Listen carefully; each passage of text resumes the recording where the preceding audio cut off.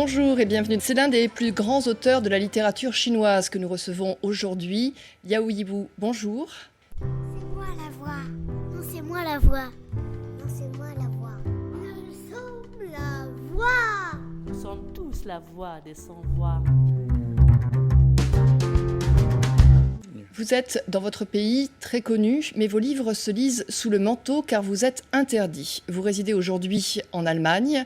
Vous avez été emprisonné après les manifestations de la place Tiananmen il y a 25 ans pour avoir écrit un poème, Massacre, en découvrant la répression du 4 juin par l'armée chinoise. Un geste qui vous a valu 4 ans de prison. Quel regard portez-vous sur la société chinoise aujourd'hui ? Aujourd'hui, la société chinoise a très peu évolué depuis cette époque. À l'époque, nous demandions la fin de la corruption et du népotisme, mais aujourd'hui, c'est toujours corruption et népotisme. Récemment, il y a eu des intellectuels qui se sont réunis dans une maison pour discuter du passé, évoquer Tiananmen, et ils ont tous été arrêtés. Vous voyez, la tension sur Tiananmen n'a pas changé. La Chine que l'on connaît aujourd'hui, l'image qu'elle renvoie à l'Occident, c'est une Chine ultra-moderne, capitaliste, riche. Est-ce qu'elle arrive à faire oublier justement les événements de Tiananmen ? Effectivement, vous voyez une Chine très superficielle, les buildings, tout ça, ce côté rutilant. Mais moi, ce que je décris, c'est la Chine d'en bas. On peut dire que ça ressemble un peu à des égouts pleins de rats qui se promènent de ci, de là.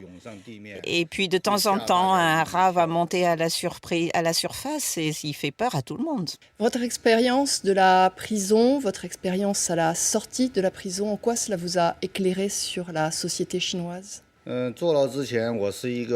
Avant la prison, j'étais un poète tout à fait anarchiste. Et puis, on aimait bien mes poèmes.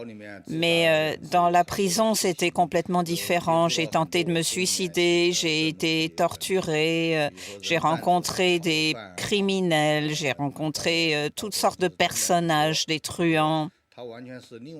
C'est toute une autre Chine que celle que je connaissais auparavant. Et après, quand j'ai quitté la Chine, je me suis encore retrouvée dans un autre milieu. J'étais un peu dans le sous-sol noir de la Chine. Vous êtes aussi un dissident. Vous avez pu constater que d'autres n'avaient pas eu votre courage politique ? Non, je ne me considère pas comme un dissident parce que, au fond, je ne sais pas quel est mon point de vue politique. Je suis un témoin de l'histoire. J'ai vécu tout cela et c'est mon devoir de l'écrire. Vous avez amené avec vous une flûte. Elle a un rôle particulier dans votre histoire. Cette flûte, elle vous a permis de vivre. Effectivement, j'ai appris à jouer de cette flûte avec un moine en prison. À l'époque, j'étais tout à fait en colère tout le temps. Et cette flûte m'a aidé à calmer cette colère. Et par la suite, j'ai utilisé cette flûte pendant 2-3 ans pour gagner ma vie en jouant de la flûte dans les rues. Alors, ce que je vous propose, c'est d'écouter quelques notes de cette musique si particulière.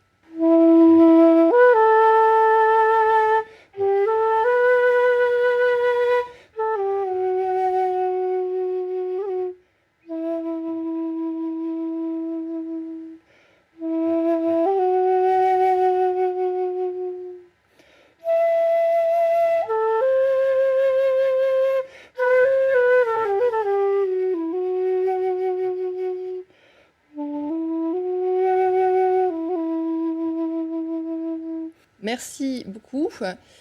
Vous avez écrit aujourd'hui ce livre, La Chine d'en bas, il vient de paraître. C'est un livre extrêmement intéressant, extrêmement bouleversant. Vous racontez en fait la Chine rurale, vous donnez la parole à ceux qui n'en ont pas aujourd'hui, c'est ça ?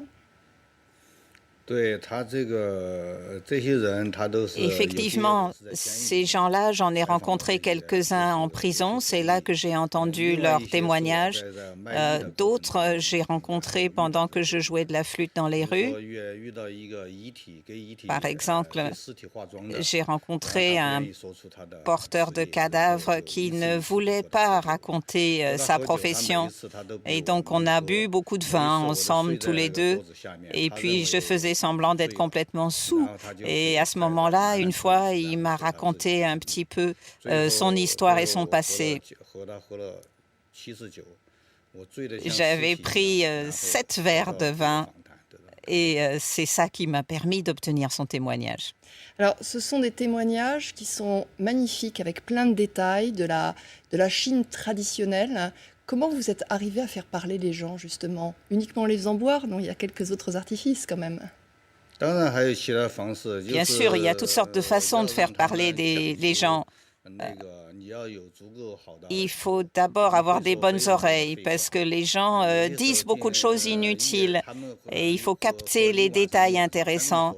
Quelquefois, on passe toute une soirée, ils disent rien d'intéressant et il faut attendre, un peu comme un chasseur très patient qui attend que le lièvre sorte du bois. Et quand le lièvre sort, alors ce moment-là, il ne faut pas perdre de temps parce que ça, c'est la parole qui sort et qui est la vérité. Est-ce que vous trouvez que la Chine écrase aujourd'hui sa tradition? Maintenant, sous la direction du Parti communiste chinois, il n'y a plus du tout de tradition. S'il y avait une tradition, ils n'auraient pas tué les gens comme ils l'ont fait sur la place Tiananmen. Et par la suite, ils ne seraient pas constamment obligés de taire la parole et le témoignage. La tradition chinoise, c'est de respecter l'histoire.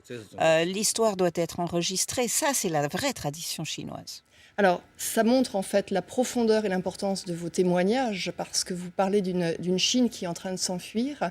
Quand on est un écrivain comme vous en exil, vous êtes aujourd'hui en Allemagne, comment est-ce qu'on vit justement cette absence de son pays? Il faut absolument que j'écrive. C'est très important de garder la mémoire de tout ce que j'ai vu, comme vous venez de le dire. Mais en tant qu'auteur, on continue à écrire, quelles que soient les circonstances, et l'histoire est préservée. Et quand j'écris l'histoire de cet enfant qui a été tué par un policier, un militaire qui avait une baïonnette, cet étudiant qui était complètement innocent, qui était sorti dans la rue parce qu'il voulait prendre des photos de ce qui se passait, et puis c'est là qu'il a trouvé la mort. Il a saisi cette baïonnette qui était tendue vers lui avec ses mains, et ses mains ont été blessées, et c'est comme ça qu'il est mort. Cette histoire, c'est incroyable. Comment est-ce qu'on peut tuer un jeune homme avec une baïonnette dans la rue, comme ça, sans raison particulière? Là, j'estime que c'est mon rôle de garder ce souvenir, de garder la trace de cet événement atroce pour que les générations suivantes le sachent. Alors, on comprend qu'en fait, ce sont des pages de l'histoire de la Chine que vous êtes en train d'écrire. Comment réagissent les Chinois que vous rencontrez? En fait, beaucoup de Chinois ne sont pas si modernes qu'ils en ont l'air. Et en fait, beaucoup d'entre eux n'ont pas l'occasion de venir à Paris, faire des courses et tout ça. Ceux-là sont une toute petite minorité qui sont riches. Les Chinois que je décris, auxquels je parle, sont des Chinois qui ne peuvent pas venir à Paris, qui vivent dans leur univers et qui n'ont pas de projet, qui n'ont pas d'avenir, qui n'ont pas d'espoir, qui vivent comme des rats au fond de leur cave. Vous pensez justement que toutes ces personnes dont vous parlez là, qu'est-ce qu'elles auraient, de quoi est-ce qu'elles auraient besoin aujourd'hui? Parce que maintenant qu'il n'y a plus votre plume pour les porter, de quoi est-ce qu'elles ont besoin?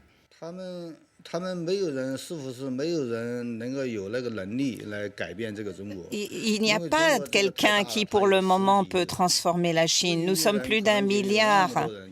Et parmi ce milliard, il y a tellement de gens qui vivent mal. Comment est-ce qu'on peut venir en aide à un nombre si grand de gens? Maintenant, tout est pollué, tout est pourri, l'air, les aliments sont frelatés. La Chine est devenue une immense poubelle. C'est la plus grosse poubelle du monde et ça provoque un désespoir énorme. Donc, pour le moment, il faudrait essayer de rendre ces gens un peu plus heureux. Dans le temps, quand je les faisais parler, ils étaient contents de parler. Au moins, il y avait quelqu'un qui écoutait leur histoire. Yihou, merci beaucoup de cette interview. Votre livre, La Chine d'en bas, je le conseille vraiment, c'est un ouvrage tout à fait savoureux. Merci beaucoup aussi à Marie Holtzmann d'avoir assuré la traduction de cet entretien et bonne suite de programme.